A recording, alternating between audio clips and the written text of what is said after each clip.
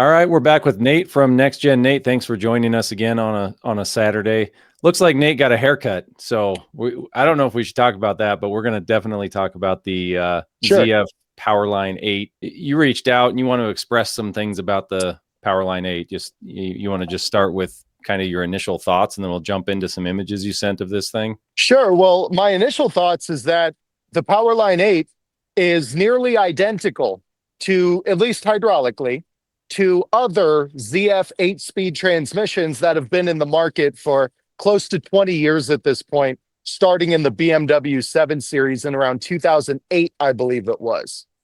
They've made some minor changes to their valve bodies over the years, and they do make some minor changes based on what manufacturer it's going to, because they may have different features such as hybridization or push to start or push button for park or whatever have you. But the main architecture is the same on almost all of them in windows of years. And this design of valve body looks identical to all of the 75, 95, all of the later generation ZF 8-speed transmissions. So by no stretch is it anything new. And you were sending me some thoughts on the repairability of this thing. What's your prediction on that? Well, I really don't need to predict anything, and I'll tell you why. Like I said, this transmission's platform is not new at all. It's a bigger version of the 8HP that everyone already knows about. And much like the 8HP, there are very few parts you can get through the parent manufacturer of your car or truck. And so what we're going to see with the Powerline 8, and what we're starting to see now that we're starting to get some calls trickling in, now that the vehicle's been out for a little bit, is that when people need something, the only thing you can really get is a complete replacement, which is obviously dramatically expensive and almost impossible to get anyway. The second thing would be a torque converter. And the third thing would be the mechatronic assembly, which is the computer inside the transmission, along with the valve body that connects mechanically and hydraulically to that computer. So those are the only three things you can get. So, you need a bearing, game over. You need a snap ring, not happening. Wow. So yeah, it's almost impossible to get parts. And for the people that say, oh, well, that's because it's new, like, no, it's not. This transmission has been out in Europe for several years, and variations of this transmission have been out for almost 20 years. Okay, 20 years is long enough to figure out where to get snap rings and bearings. So I can tell you that ZF has a history of making it extremely difficult to get service and repair parts. I know this because we used to work with them, and it got really difficult. And I'm not trying to bash them, but I'm being honest. They're not very quick to sell you parts, but they're extremely quick to sell thousands of units to large manufacturing companies such as Stellantis, Audi, Volkswagen, etc. So the Powerline 8's going in all the heavy duties. Like probably the most prominent that people are going to know on the channel is going to be the 2500, 3500 Rams, all those, right? Correct. And then the 8HP is in the 1500s. Maybe we'll talk about that in a minute. But do you want to start out? Here's one of the first photos you sent me. One of the images you sent. And I think we've got like 3 or 4 of these, and then we'll go into the valve body and mechatronic. So this is the inside of the torque converter. So I want everybody to take note of some stuff here. I want to make sure that after this video, everybody who's seeing this is reasonably informed on the Powerline 8 and 8HPs in general, because they're all almost the same. What you're looking at here is the front half of a torque converter. So this is the part that marries to the flex plate on the back of the engine, the quote-unquote flywheel, some people call them. And those holes you see around I guess it would be called the bottom lip in that image, those holes are to marry it to the flex plate, right? So that's how it bolts to the flex plate. Those holes are threaded and there's bolts. Okay, so similar to any other converter. I know it looks a little weird that you have the adapter plate and then the cover is closer to the foreground of the picture, but it's the same sort of setup. You got a cover in the front that connects to the engine. Now, what's so important here? This is dramatically different than every converter that people are used to dealing with. A 48RE, a 6L80, a 4L60E. This is radically different. So how is it different? What you're looking at is what's called a capsulated clutch, and it's what's called a reverse lockup mechanism. So in torque converters of years past, you had a piston that sits behind the clutch pack and squeezes it on against the cover. Now, what you're seeing here is a cover that has an oil galley inside, similar to a drum inside the transmission. And there's an apply piston facing away from the engine rather than towards it that then squeezes that clutch pack against a backing plate. All right, and that's how the lockup is engaged. What's not in the picture is a hub that splines into the middle of that clutch pack that is then synchronized with the engine when that process takes place. That's what's called converter lockup. That is the exact opposite of how almost every other converter that is repairable works. They usually use a piston that is oiled through the input shaft and then squeezes the clutch pack against the cover like a brake pad on a rotor, and that synchronizes the converter clutch hub to the engine. That's what's going on. Now, this is an important process because the input shaft of the transmission, the shaft at the very front, splines into that TCC hub, converter clutch hub. So when this clutch pack turns on, you're sucking the input shaft up to the speed of the engine. And so this is a very important time where a lot of things can fail. This is an extremely complicated design. The reason this is a problem for the public and for people who will buy this vehicle is these capsulated clutch reverse lockup converters are almost, if not impossible, to rebuild in many cases. Sometimes you get lucky and you can change a piston and throw soft parts in it, but very frequently they're damaged beyond repair inside the cover because now all of the clutches spline into this cast steel cover that is one big assembly.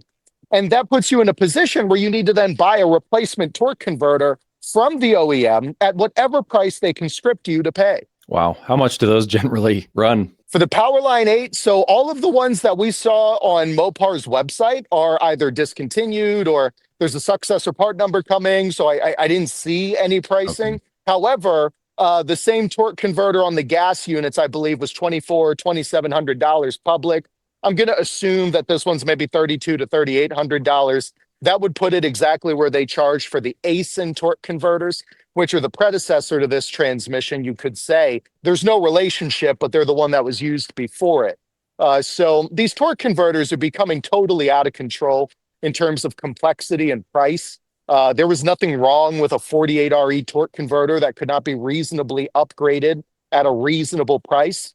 But again, the cash grab is never going to stop. And that's why I want people to understand how, deep underwater you can get if these components fail. And that's why prevention and taking these matters into your own hands is becoming such a popular thing for people to do with their vehicles. What's this image we're This looking is, sure, absolutely. So this is the TCC clutch hub and impeller. It's one big assembly that's welded together, splined into those clutches.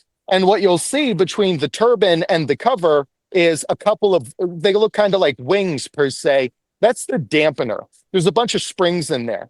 What that's supposed to do is basically be a shock absorber for the process of the input shaft and the crankshaft being synchronized by turning that clutch pack on.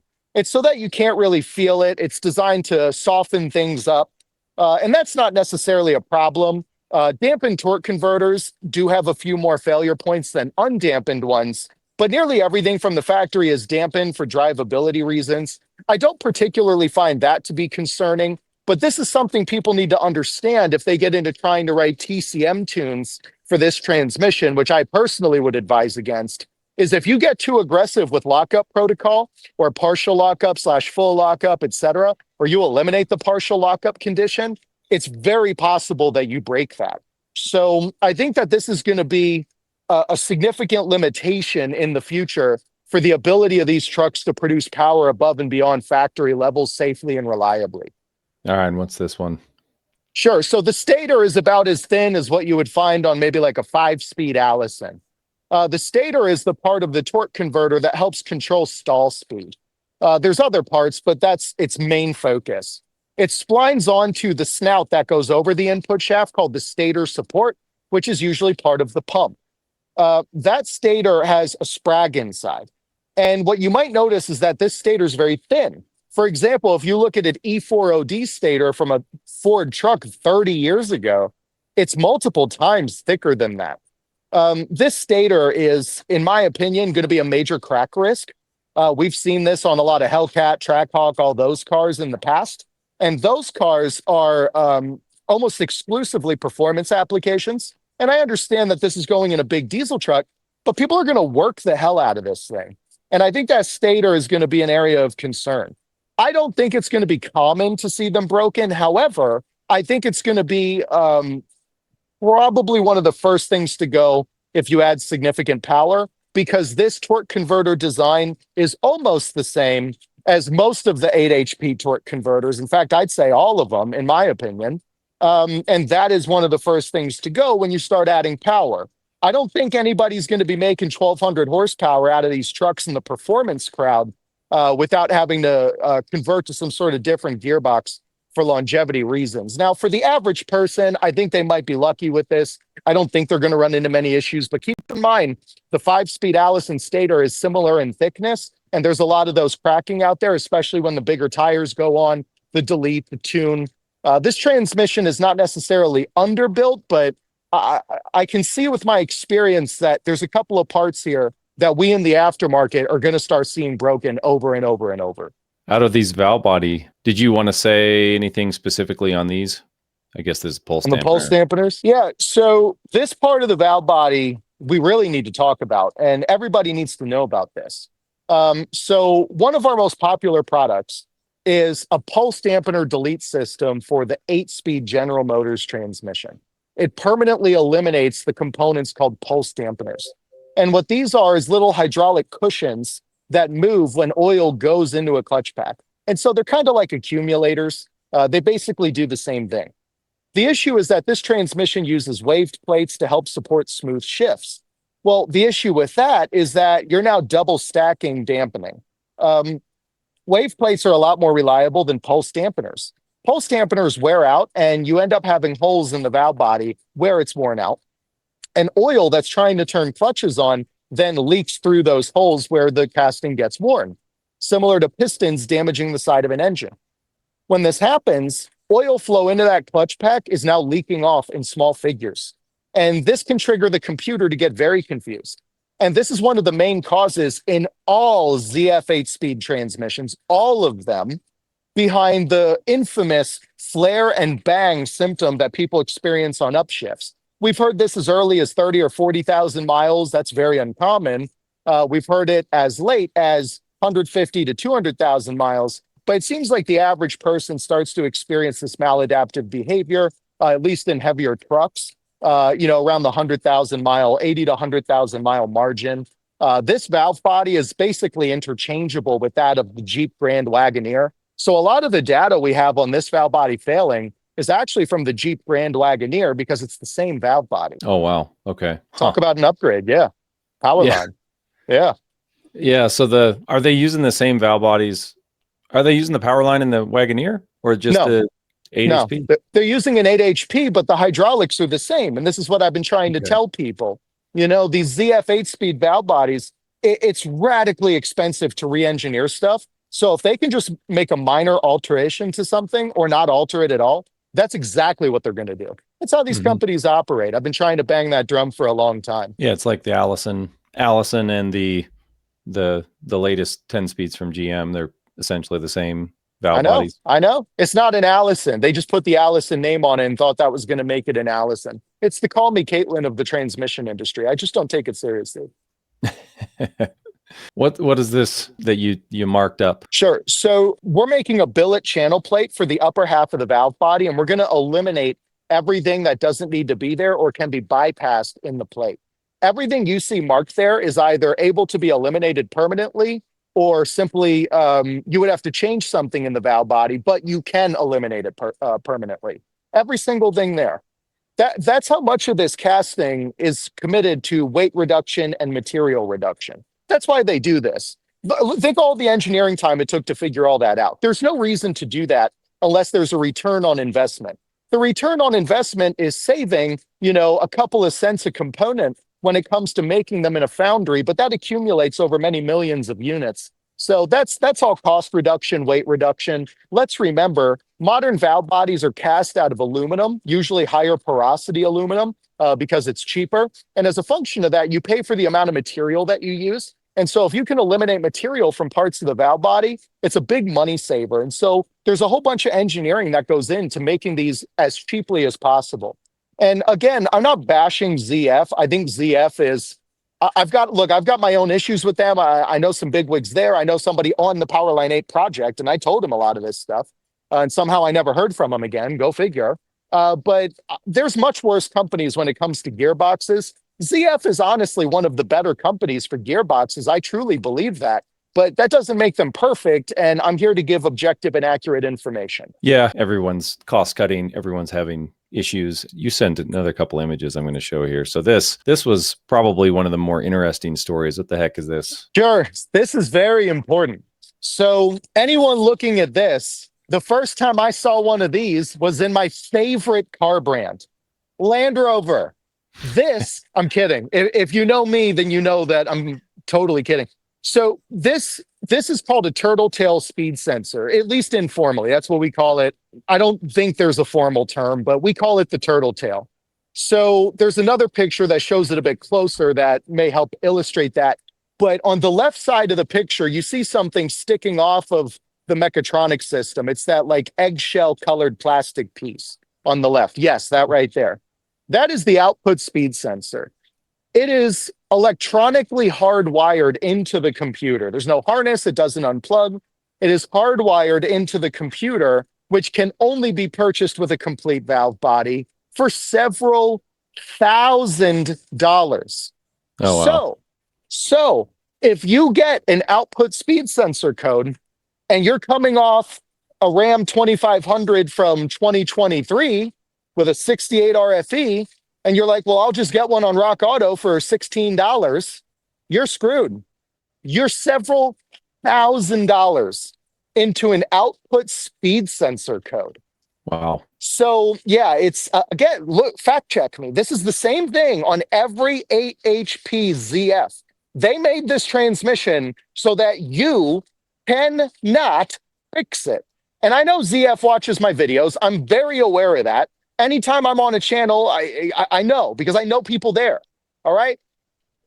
And so to ZF directly, look, dude, y'all didn't want to work with me because you thought I was unhinged. That's okay. But you know what's not unhinged about me? I wouldn't make an output speed sensor that requires replacing a mechatronic system that OEMs license off you and can charge any amount of money for. I know maybe you'll make more money that way, but it makes people hate you. And I believe you would be better off making a connection where you can change the output speed sensor and just sell the damn thing to people and be done. But if you make an unrepairable transmission, it's going to make people apathetic and maybe even uncomfortable about purchasing a product that uses your product. So that's my 2 cents. Yeah, that's terrible. I'm assuming if you got the new valve body, a new unit, do you have to have it reprogrammed at dealers now? Absolutely. Yes. Yeah. Yes, absolutely. This is the most finicky computer. This and probably a 6L80 Tecum are some of the most finicky things you will ever see in a modern transmission. Short of like DT12s, which is like big tractor trailers, or 7-speed PDK, stuff like that. Short of really weird stuff, this is about as bad as it gets for computerization. So, for example, let's say you're the kind of guy that you like, or gal, where you like to fix your own stuff, and you end up needing a mech for this, a mechatronic, right? This component that we're discussing. And you're like, well, I don't want to spend that at the dealer. Let me just go find a used one somewhere, and, hey, it's something, right? And I'll gamble. Well, back in the day when you could buy a C6 valve body online, throw it in, and whatever happens, happens, and you tried it for a few $100, and usually it would get you back down the road for a little while. That's done because you can't get around this system. That mechatronic is married to your vehicle by VIN number. That is how that works. So the reality is that this is no different than using RFID tags, which are coming to the automotive industry, to make sure that people cannot put a part of their car in someone else's car. They're trying to eliminate the use of used parts. They're calling it a safety thing and national Oh yeah. security. Yeah, they're lying. They're completely full of shit. They're making it up for money. The reason they're using RFID tags, and if you're like, Nate, what's an RFID tag? It's called a radio frequency identification tag. Um, it's a tiny chip with an antenna attached to it. And then there's a reader, which is a separate component. And they talk to each other and they share encryption information, usually a string of numbers and letters. And what they're designed to do is make sure that you're not intermarrying parts that are not meant to go together. They're coming to the automotive industry. They started in electronics. They're now very quickly getting their way into cars. And the intent is to make sure that you cannot buy a used part or a secondhand part. And if you can't fix something, you don't own it. Yeah. Who pays for something to not be able to fix it? I philosophically disagree with that belief system. And if somebody calls us with one of our products and they need something to work on it, no matter what it is, we're happy to send it out. Why would we not? Like, all we're going to do is make people mad at us if we don't. Why would we do that? It doesn't make sense. But these big companies, I don't believe that they look at things through the lens of, am I making people hate me or not? I think that they look at things through the lens of, how much money can I cuck the consumer out of? And when you put a computer that stores encryption data inside the transmission to get baked at 200 degrees all the time, and then the speed sensor, everything's connected to it. So now that's also the wiring harness, that's everything in one. That's a speed sensor, a temp sensor, a wiring harness, a TCM. It's everything. Well, so now in your mind, think about how frequently you hear about issues with speed sensors, temp sensors, harnesses, PCM/TCUs. How frequently do you hear about those things? All the time, right? Now, all of those things are one component. That's the price of a used car. That's what they did. So now, instead of buying a $16 speed sensor on Rock Auto or a $9 temp sensor on eBay or something and just getting back on the road, you're stuck buying a mechatronic. Now, let me explain to you where it becomes worse. What happens if they're out? Look what happened to Allison, okay? With the 10-speed, the so-called 10-speed Allison transmission, okay? It's not an Allison, but it identifies as one. We'll make an Allison bathroom for the thing. It's ridiculous. It's not an Allison. There's zero Allison parts. Now, let me explain this. So when they did this I don't mean to get worked up, but it's so angering. It's so frustrating. I'm so serious. When the Allison 10-speed started going down and we started selling thousands of kits for them out of nowhere, and we weren't prepared for the volume. Okay, we got prepared, but we weren't in the moment. We had a way to get around this, okay? Because the issue was almost exclusively the hydraulics, just like it will be for the ZF Powerline 8. That's what you want to call it. All right. But if you needed a temp sensor or a speed sensor, you could buy them. And they were overpriced pieces of junk, but you could get one at the damn dealer. Now, if you need one of those, you're in the same position as if you needed a valve body from the dealer. Okay. You might be waiting 8 months if they don't have the things. What are you going to do? And for people that say, well, Nate, how do you know that's going to happen? This thing's only been out for about a year. You don't know any better. I actually do. And I'll tell you why, is I've seen it happen to every other manufacturer that uses an 8-speed HP or Powerline 8 transmission with a mechatronic system.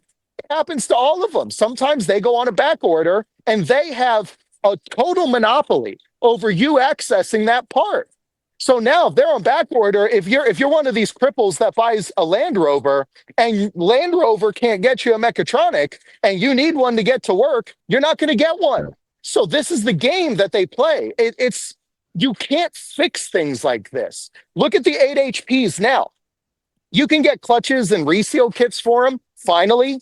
But if you need electronics, you're calling Aston Martin, you're calling Audi, you're calling Stellantis, you're calling Hyundai, you're calling whoever uses the gearbox. You're using them. Well, what happens when they don't carry them? Let's say right now, you needed a valve body for a 46RH out of a early 90s Chrysler vehicle. And let's say you call the dealership and they're like, we don't carry that anymore. If there's not an aftermarket company supplying those, which fortunately there are, but we're going to get to that point with this transmission. And all those guys are retiring. So when we get to that point, where are you going to get these things? They're married to the vehicle by VIN, and you have to go to the OEM. So when the OEM gets to the point where they no longer want to support that product, how are you going to fix your own vehicle? This is the end of repairability, I assure you. Even if they come out with clutches and seals for it, you're going to be married to the OEM for several parts in that transmission until the end of time. And when they stop supplying them, it's game over. Mark my words. It will be an unfixable transmission. It's going to go down in history as not much different than the 722.9, the 7-speed PDK. It's going to be a transmission where there is no reliable, trustworthy, adequate aftermarket support for them that people can easily access in large production quantities. It's not going to happen. I forgot to show one image that you sent. So yeah, that brings up a good point. So these three valves, it looks like one of the shift valves, a latch valve, an end plug, and then a lube regulator valve. So not me having every valve memorized, but yeah, so these valves are the exact same material, quality, everything, identical quality to the 10-speed GM Ford and Allison valves. In fact, I'm about 99% sure they're made at the same company.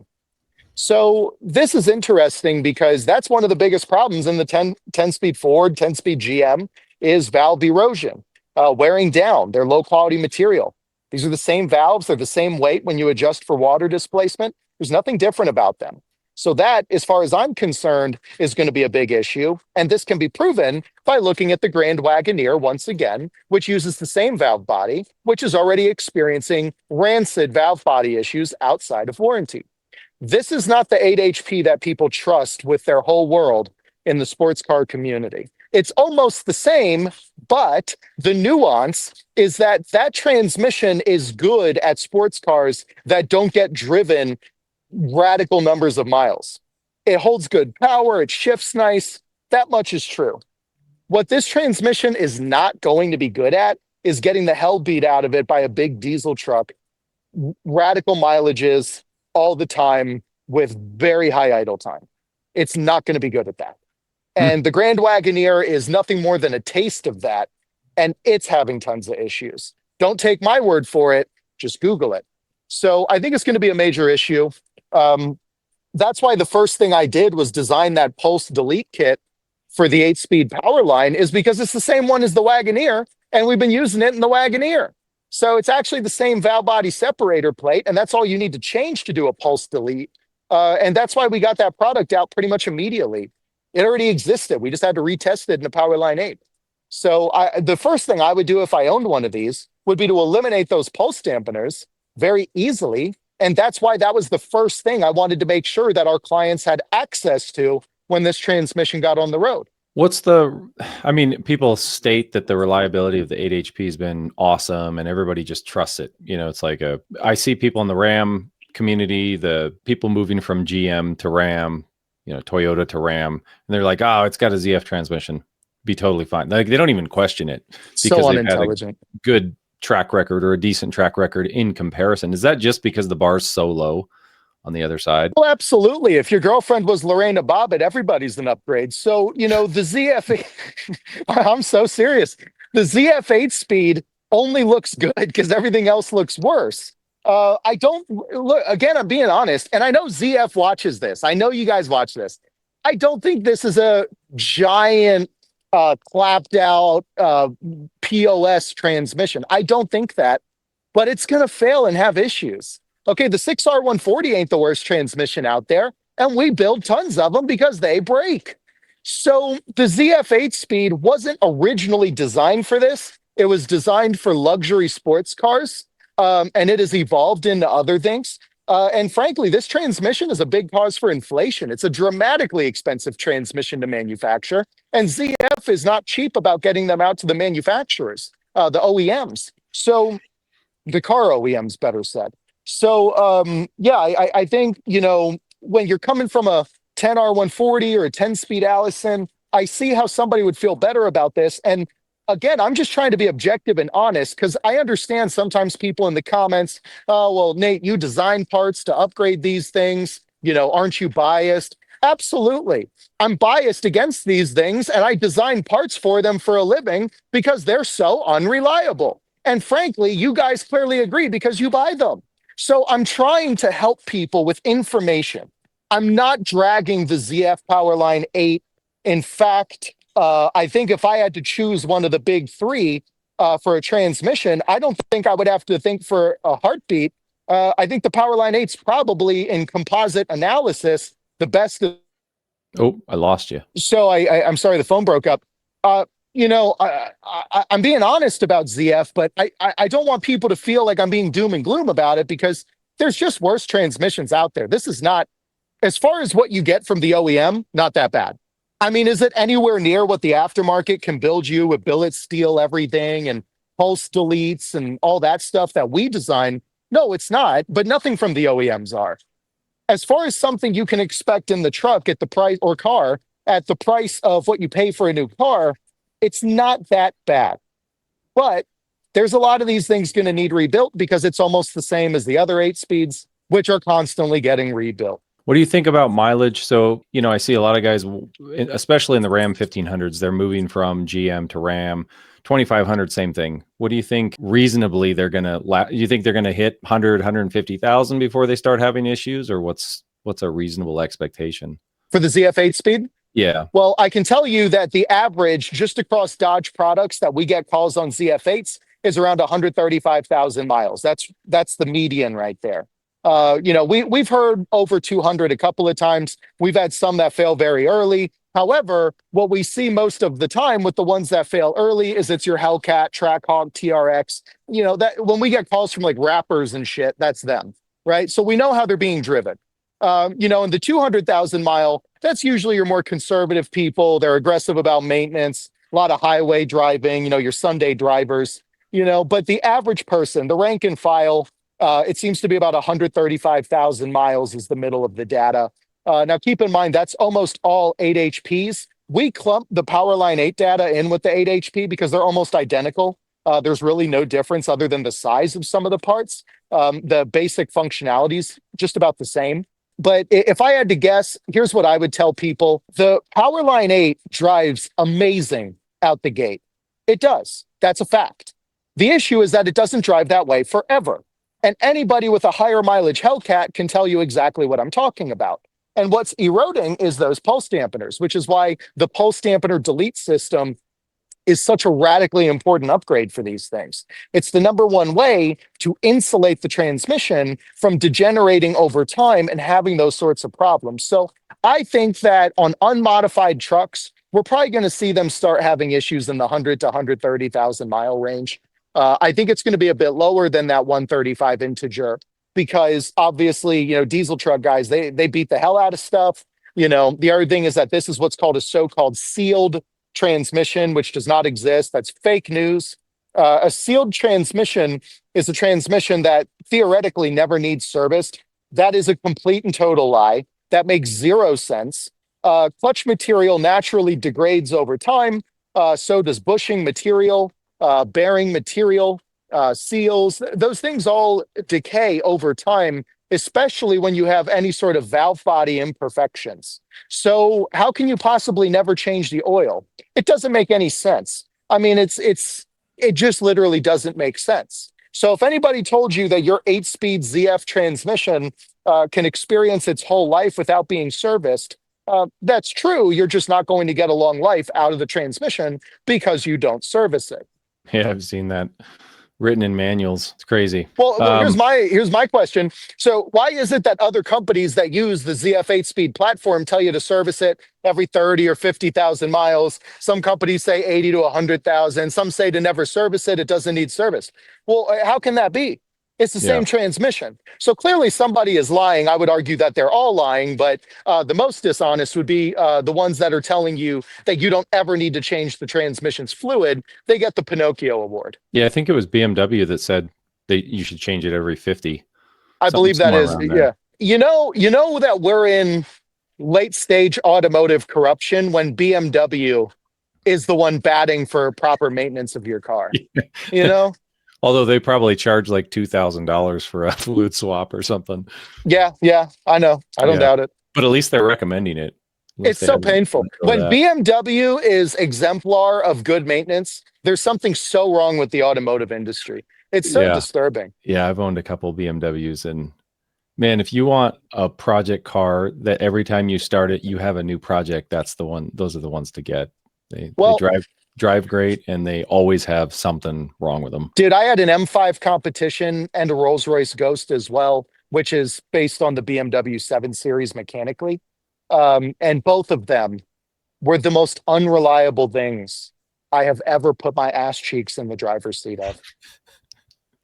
Did you like the way they drove though? The When, M5 competition, my neighbor at the time had a Ferrari 488, and I drove it. And I will tell you now, he said don't floor it, so I floored it. And my first thought was that this is no faster than my M5 competition. So it was an amazing driver's car. The issue is that you could never drive it because it was always broken. As for the Rolls Royce, that car is not designed to be fast, yet it is. But it was big. It got you attention. It rides buttery smooth. Look, I don't dispute that BMW makes some really impressive stuff. I dispute that it's reliable, impressive stuff. Know what you're getting yourself into. I'm not trying to be. I'm not trying to bash these guys. I'm not trying to, peddle a narrative. I'm trying to just give people information. I've played devil's advocate that there's much worse products out there than this. I don't think this is really the worst thing around. I think it's probably the best offering on the diesel industry right now. But keep in mind, with some aftermarket upgrades, and I'm just being honest, they're all pretty similarly reliable. So I wouldn't let that be your only purchasing decision if you're someone that's not afraid to do some upgrades to your vehicle for reliability reasons. So it's going to drive nice, but these things are still going to break.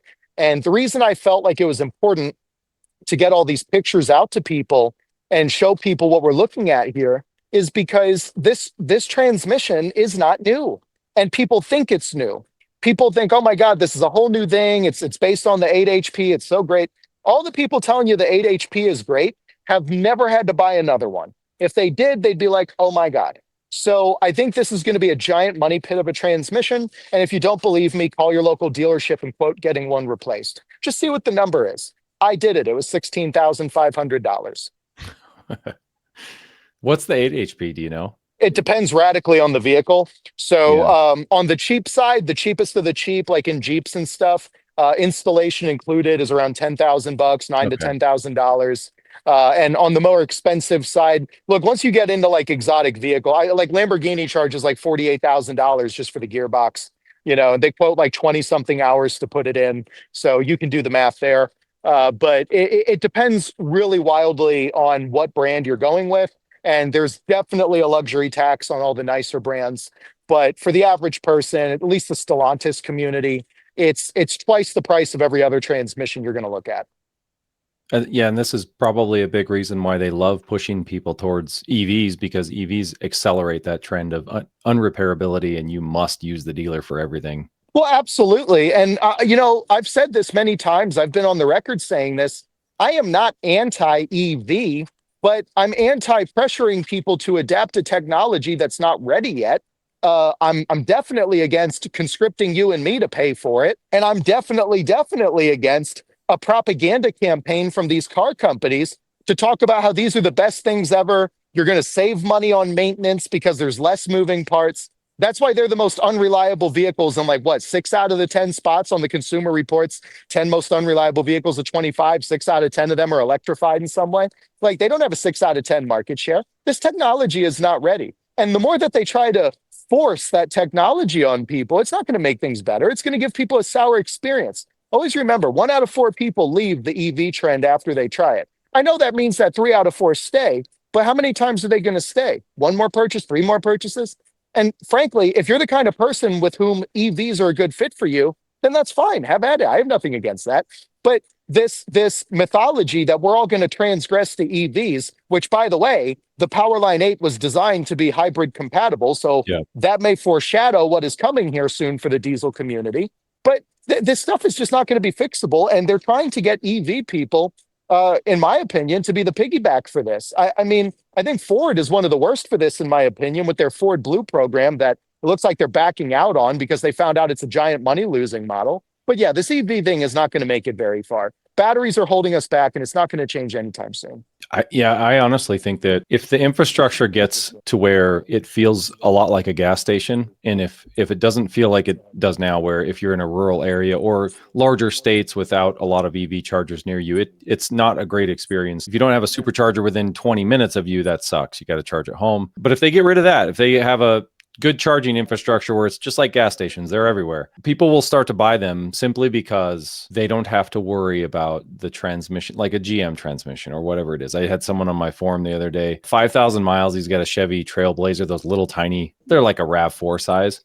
Yeah. And 5,000 miles, transmission's dead. And he's just out, he's just waiting. He's trying to get a lemon law buyback. But it's like, people will get so sick of that unreliability. I didn't used to think it was like this big conspiracy to push people towards EVs, but now it's like, wait, every brand has main bearing failures, rod bearing failures, transmission, valve body, like all of a sudden everything's just failing in them. And it's like, I wonder why. Well, here's the other thing. There's so many things we could hit on with this. Insurance companies, they love EVs because they get to charge you more. The other thing that I think is a big holdup is, the vast majority of new car buyers are women, and women don't want to be stuck charging their electric vehicle in a parking lot for 30 minutes. Women don't necessarily feel comfortable with things like that. And there's market data to support that as fact. They don't want to get, some creepy guy at night or something, right? So I'm a woman, I would know, but I can assume that makes a lot of sense. So, women have a lot of issues with EVs. The other thing is that they're very unorthodox, and it can be a scary ownership experience for men and women. Because now something goes wrong. You can't just stop at AutoZone, self-diagnose, get a part, bolt it on. That's not going to happen with EVs. So, but EVs are the ultimate data farming machines. They realize that cell phones are huge money makers because they're giant data collection devices.